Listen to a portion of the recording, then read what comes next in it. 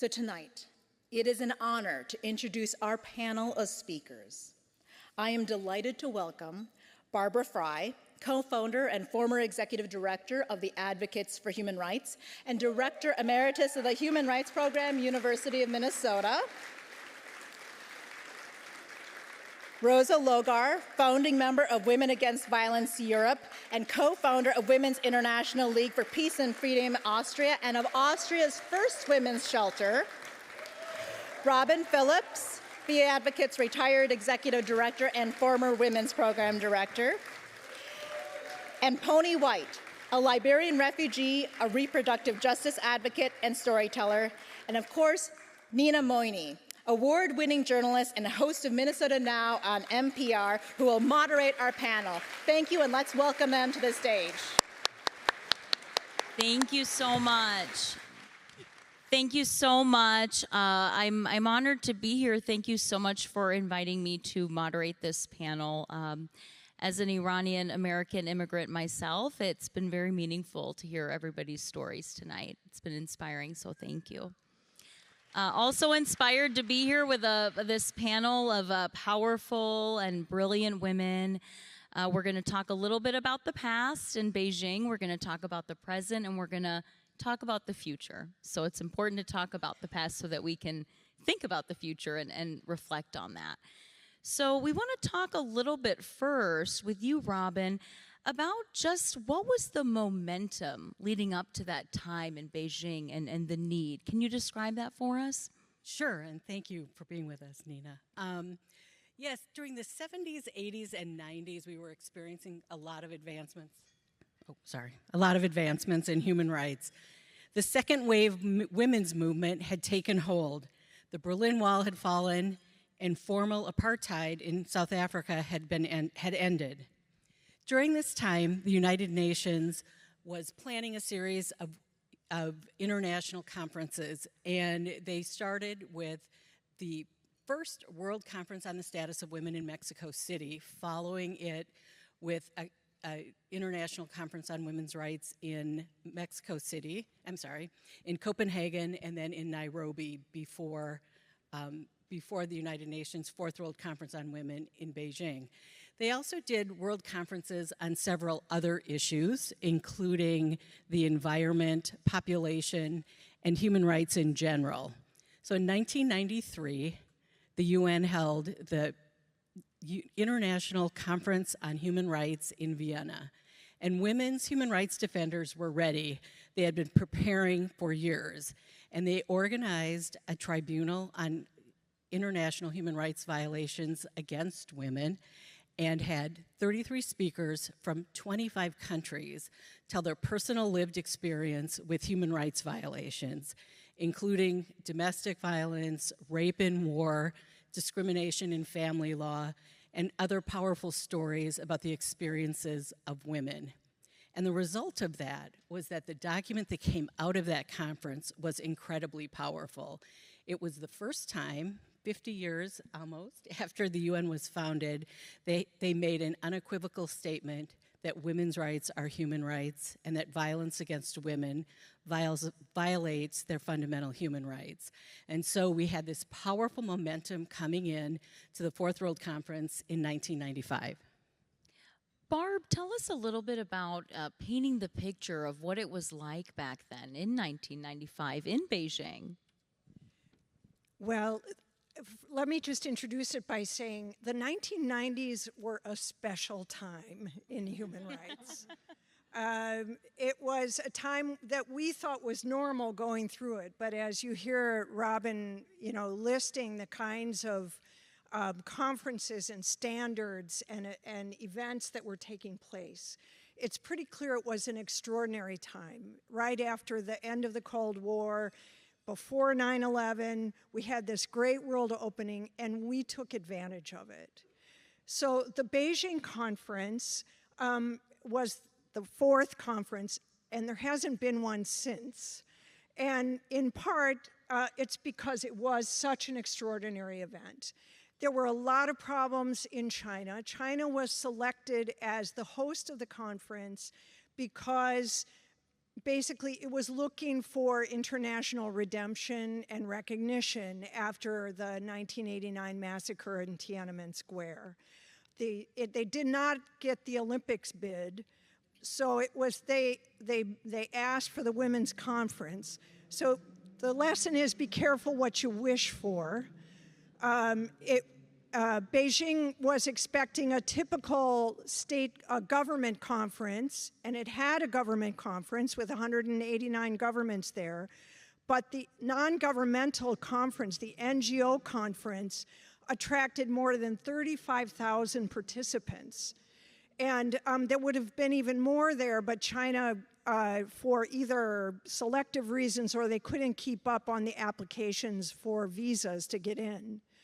When it became evident that this was such a huge event, they literally moved the NGO conference outside of Beijing. So we, the advocates, had a delegation of 20, and there were over 200 Minnesotans.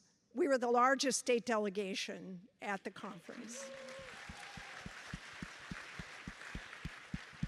So the event was held out at this kind of state fair-like campgrounds out in a suburb called Huairou. Our delegation had to take a bus from the hotel that was about an hour bus ride every day, and they had told us there would be shuttle buses back and forth every 20 minutes. But no, we went first thing in the morning, and we came home 12 hours later on the bus. Lots of you, I was going to say, can you raise your hand if you were in Beijing? I know we have a few. Here's a few. Welcome. So I just want to emphasize what an extraordinary event it was. It was so powerful to be among this truly global event where it became evident that the unifying issue that had never been addressed in an international conference about women was violence against women. And no matter where, what country people were from, that was the issue that they cared about. Rosa, I understand that it also went beyond women's rights and it was broader in some ways. Would you tell us a little about that?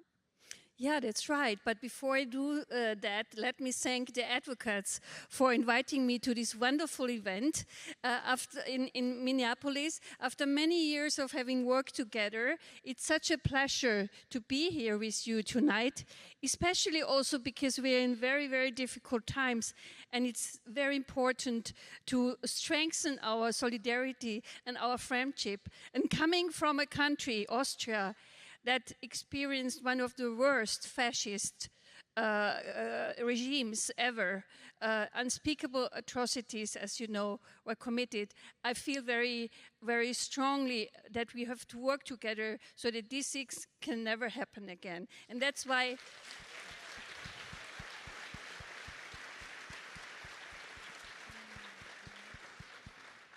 I became a human rights defender and activist, and also a women's human rights defender. And in Beijing, I was actually a member of the Austrian government delegation because we had a feminist minister for women affairs, and she took NGOs on the government delegation. So I was not out there in Huairou. I was in the 5-star Kempinski, and I had this culture shock because I had never been in the 5-star. And I tried to invite the NGOs to my room, but the police, the Chinese police, wouldn't allow that. And of course, I also went out to Huairou, and the NGO committee, the NGO forum was not only on women's rights, but also there were many different groups of women presenting their work, their demands, and one of them were the lesbians, and they had a very prominent tent in this place. You could see from far that it said lesbian tent.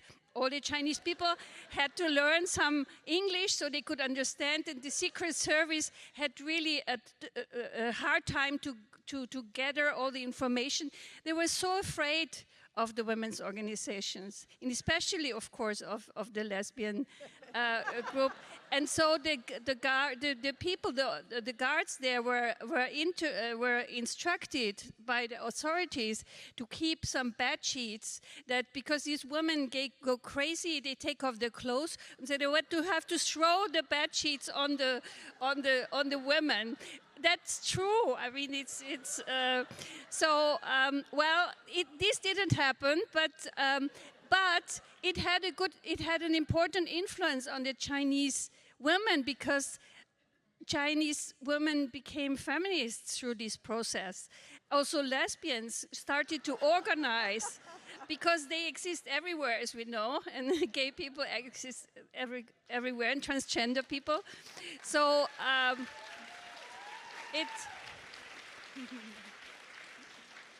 It created a space in China for these issues, and for some time the space was growing. Now there's shrinking space again with this regime, but it is possible to introduce change. Thank you. Thank you, Rosa. Pony is here representing Gen Z, not born in 1995, but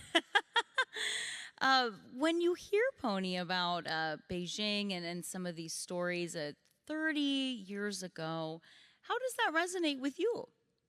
Yeah, unfortunately, I wasn't born yet. My mom was in middle school, so yeah, I wasn't even thought of. But I didn't grow up in a house, being a Liberian immigrant, and specifically a Liberian refugee. I didn't grow up in a house hearing about Beijing. I didn't grow up in a town or community hearing about Beijing. I grew up north, East Grand Forks, Minnesota. I didn't grow up hearing about Beijing, the Beijing conference. I went to college when I was in undergrad. My last year, I took a women's human rights course, and the professor was a human rights lawyer, and she dedicated the entire course to a lot of different human rights conferences, specifically the Beijing conference. And that's my first time that I heard about it. But what I did grow up learning a lot about and hearing a lot about was the Liberian Civil War. The Liberian Civil War lasted from 1989 to 2003, so 14 years, with a 2-year somewhat of a truce pause, and then started back up again in 1999.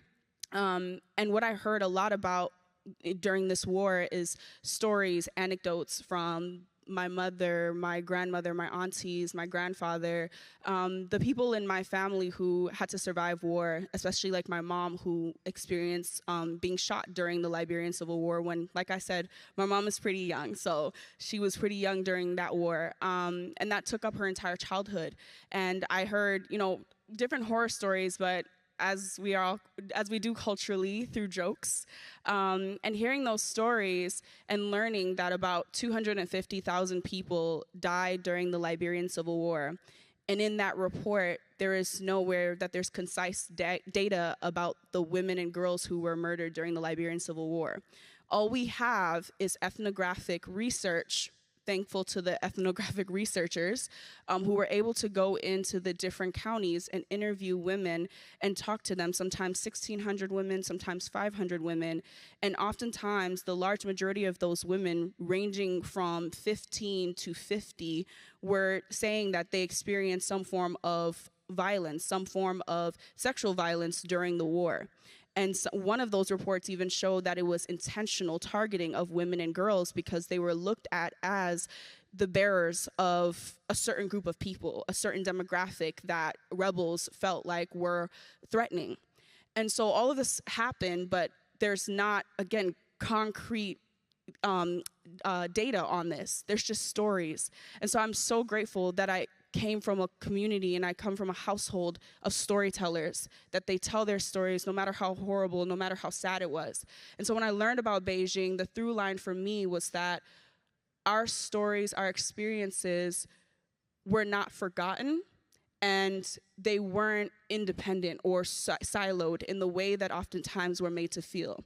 We're oftentimes made to feel that when we're going through the worst, that it's only us, especially people that come from the global south, especially people who experience marginalization. We're often made to feel that we are going through our troubles by ourselves, but it's a ripple effect. Violence has a ripple effect, and I'm glad that people like the Advocates and organizations like the Advocates and those of you sitting in this room, when you feel that ripple effect, you take action. And I looked at Beijing as a moment of action where this was happening and this was a part of the conversation. Violence during war and various forms, the intersections of violence, and also what was happening in America to Black women. And I think about the work that I do with reproductive justice, and that also aligns to that. So when I learned about Beijing, truly it felt like people have always been fighting. Women have always been fighting. Gender-expansive people have always been fighting for us to have safety, for us to have an ability to live freely, to have humanity. And so that was really impactful to me, and I felt grateful to learn that history.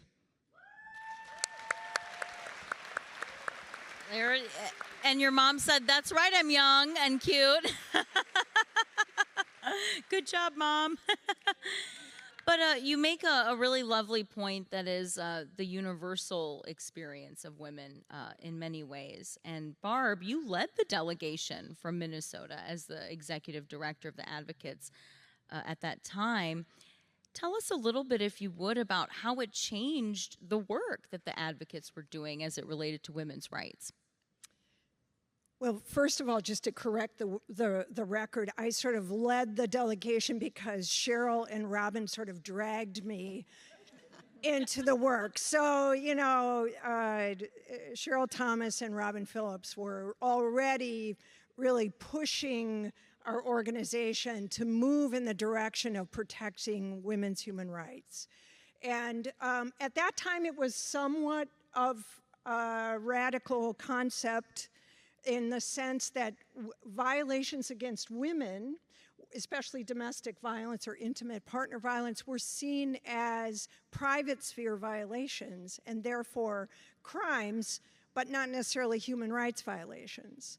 So what was important at this moment was this shift to understand that when we say women's rights or human rights, it's because of the need to open that private sphere, you know, fake bubble and say, wait a minute, the society is through gender stereotyping and other things, and the lack of action by law enforcement to intervene, they're allowing these things to happen. So it was this really important moment, and Beijing just broke that whole myth open. And so the Advocates had started working, and the first report that Robin and Cheryl and Elizabeth Brooke and Ann Taylor wrote was on domestic violence in Romania. And it was a very long process because we wanted to get it right. We wanted to use the human rights framework to explain why domestic violence in Romania was a human rights violation. And so that report became a really important starting point for all the work that we did after that. That came out right before the Beijing conference. We did 2 workshops in Beijing, one on domestic violence in education. I saw Aviva Breen earlier, giving her a shout out.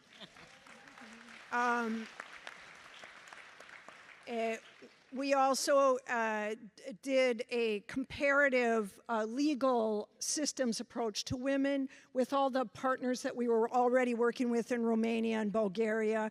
And the Eastern European and Central European women just flooded our workshops and were there, and we were there to support them. We raised money to bring several members of that over.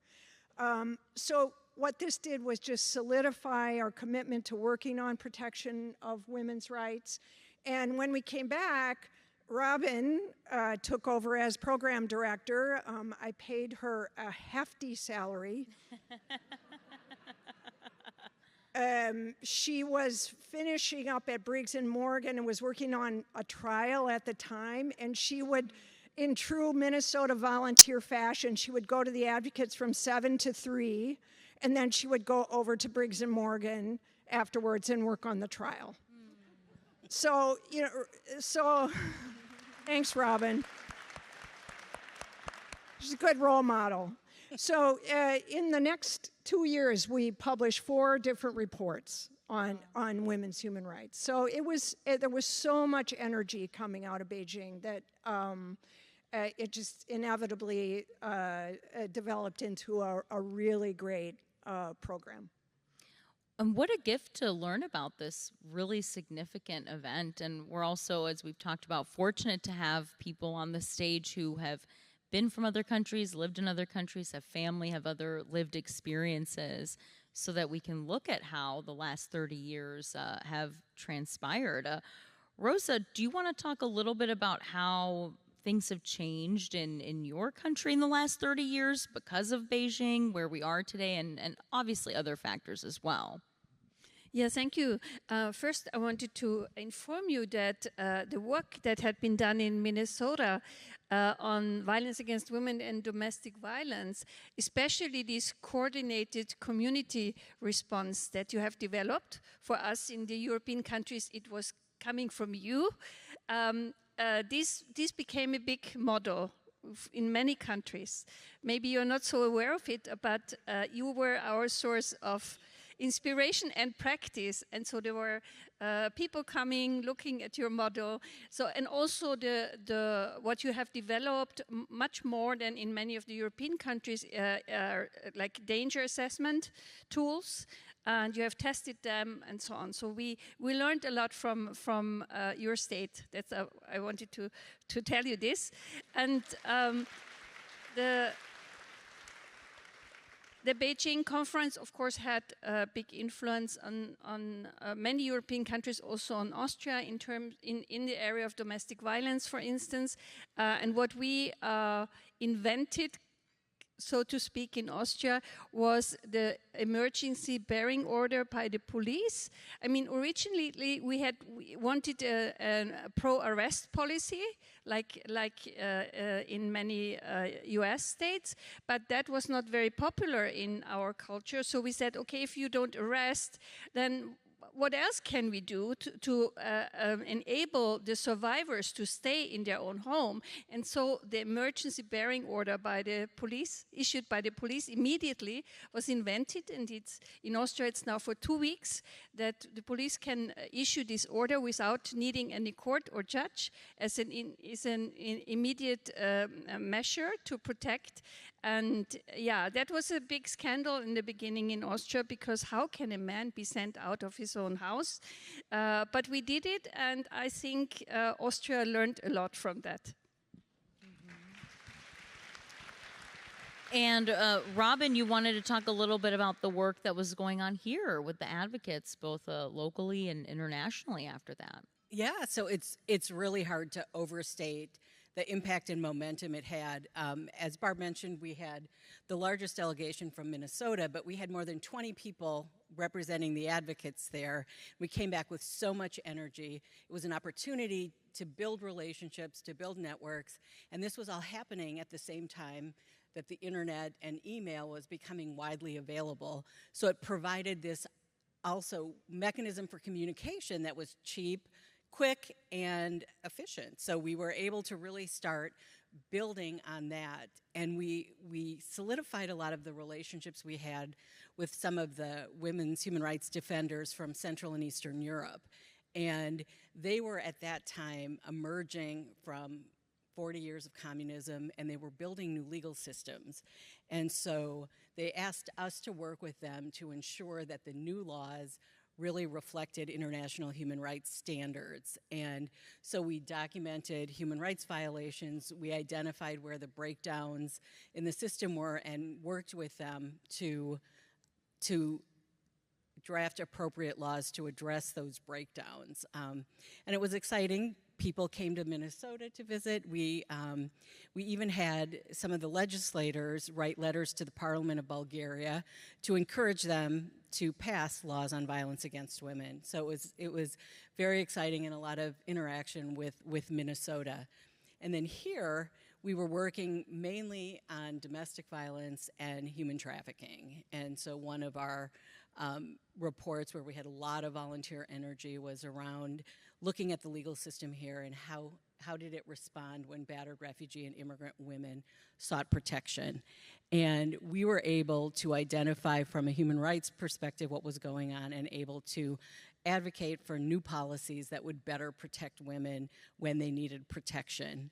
And then with our trafficking work, we really focused initially on sex trafficking and then on labor trafficking, and led advocacy efforts in the state that we're still working on today. So all of that came out of the energy and commitment of our volunteers from the Beijing conference, and it's just really expanded, as Jennifer mentioned, over 1,800 volunteers this year, and so it's been really exciting. A lot of those are people working on women's human rights. But it's really important to think about how these successes, along with successes in LGBTQI plus rights, immigrant rights, have really created this backlash, as Rose was mentioning. And we really need to work together to fight this backlash. And I think we can look to some of the successes of the Beijing conference to be inspired to continue to fight against this. So thank you. Thank you. Pony, anything you wanted to add just about the efforts of Liberian women? Yeah, I want to say, firstly, for all people and all women in this fight, that Beijing didn't start their work. Their work, in fact, influenced Beijing for it to be a conference where we were discussing global, like, women rights and violence against women on a global scale.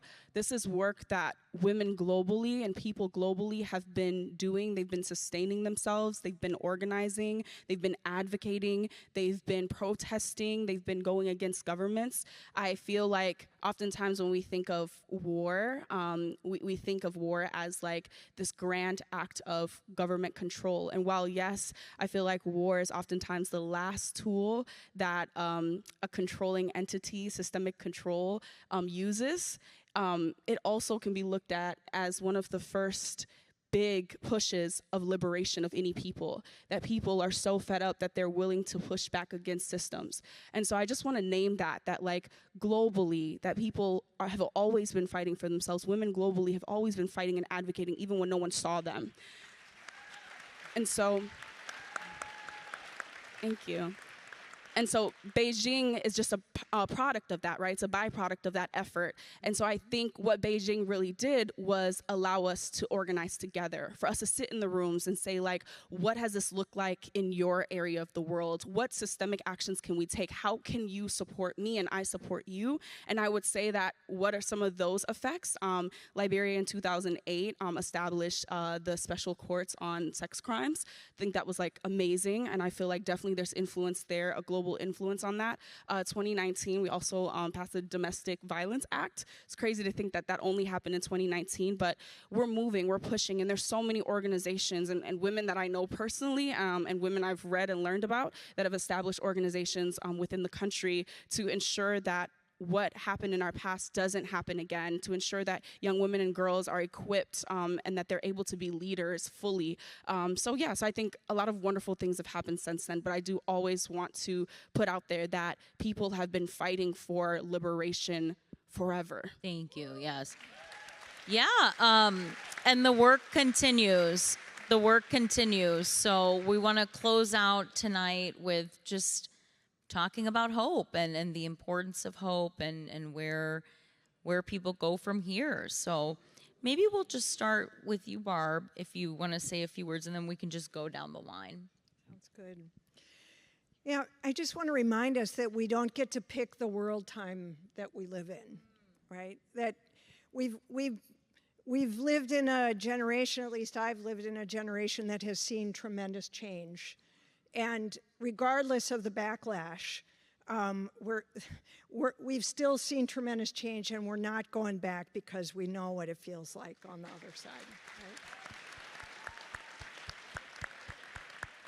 So I believe that we have to remind ourselves that even in dark times, in repressive times, as Pony said so eloquently, people still continue to fight. I want to remind us that in the first Trump term is when we saw the Me Too movement, we had the Black Lives Matter movement, and we had the growth of LGBTQI and other intersectional movements. That was a time when we can make change socially, culturally. We can continue to educate each other and our generations about different models, different ways of living. And so we're not just going to sit back and throw up our hands.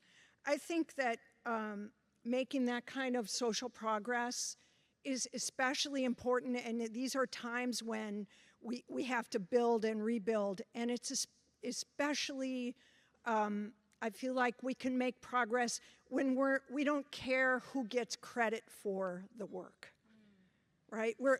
It's not about putting our name on it. I found a wonderful quote from a writer named Alice Duer Miller, who was a poet in the early part of the 20th century fighting for women's suffrage. And she wrote some poetry that really motivated the movement. She had a quote that applied to suffrage, but I think it applies to respect for women's rights. Do not ever take it for granted. People whose names you will never know broke their hearts to get it for you. People whose names you will never know broke their hearts to get it for you. And I think in Minnesota at this particular time, we have a great example, two amazing women leaders who we've lost, Melissa Hortman and Carrie Dietzich, who did the hard work in the off years, and when there was an opening, they made tremendous progress for us. And I want us to dedicate ourselves in their honor to doing the hard work during the hard times so that when there's an opening, we can push back and make even more progress. Robin? Sure. So I'm going to give you two reasons I have hope. One is the strength and determination and commitment of our partners. I like to tell this story, especially to a room of lawyers. We were visiting a law-based human rights organization in Yerevan, Armenia, in the dead of winter. And we went in, and there were broken windows all over that they couldn't afford to fix, and cold winds blowing around. And the lawyers were sitting at their computers with big puffy down jackets, gloves with the fingertips cut out, pounding out their pleadings and not hesitating and not stalling their work. And I thought, I want these lawyers on my team, and they were great. But the other really more important reason is all of you. Your commitment, what you do every day, showing up. We have had bad times. We've been battered by bad laws, battered by bad policies, battered by attacks on our clients. It goes on, and you always show up. You've never let us down, and it's really important. I want you to know, really, thank you. You give us hope.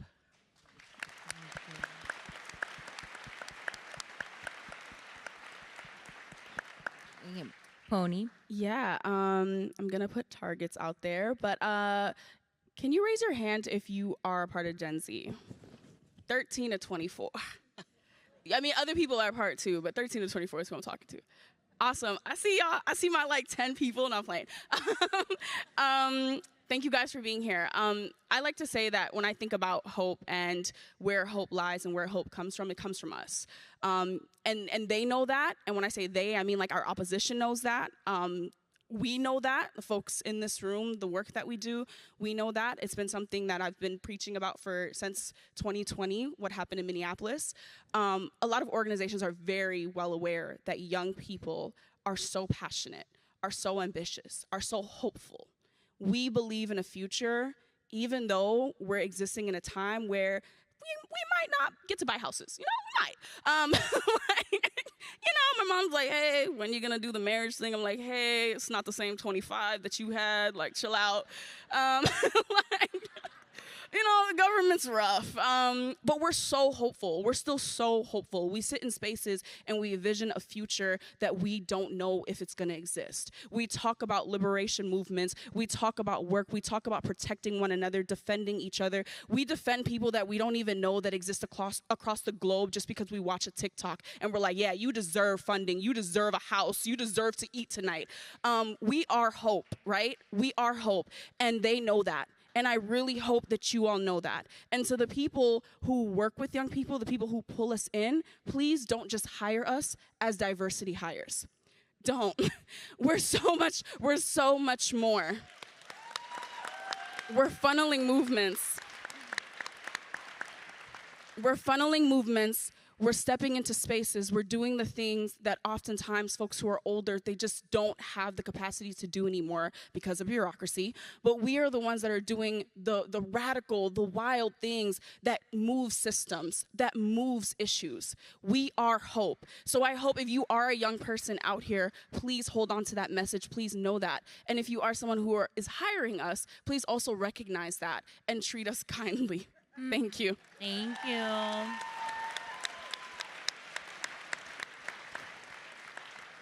And Rosa, finish us out if you would. Yeah, gonna make it short, I hope. What gives me hope is that the vast majority of the people on this planet, they want equality. They want universal human rights. They want peace. They want to live together in trust and solidarity. It's only a few who don't want it compared to the many. But unfortunately, these few have too much power and have too much money. And this is what we have to change. And what gives me hope is that we have our transatlantic and also trans-Pacific partnerships. And they work without weapons and without threatening each other. And at the time when NATO is meeting there in the Netherlands to show their power, we are meeting here in our transatlantic cooperation, learning from each other and enjoying each other. Thank you. Thank you all so much. Thank you for your beautiful perspectives. Thank all of you.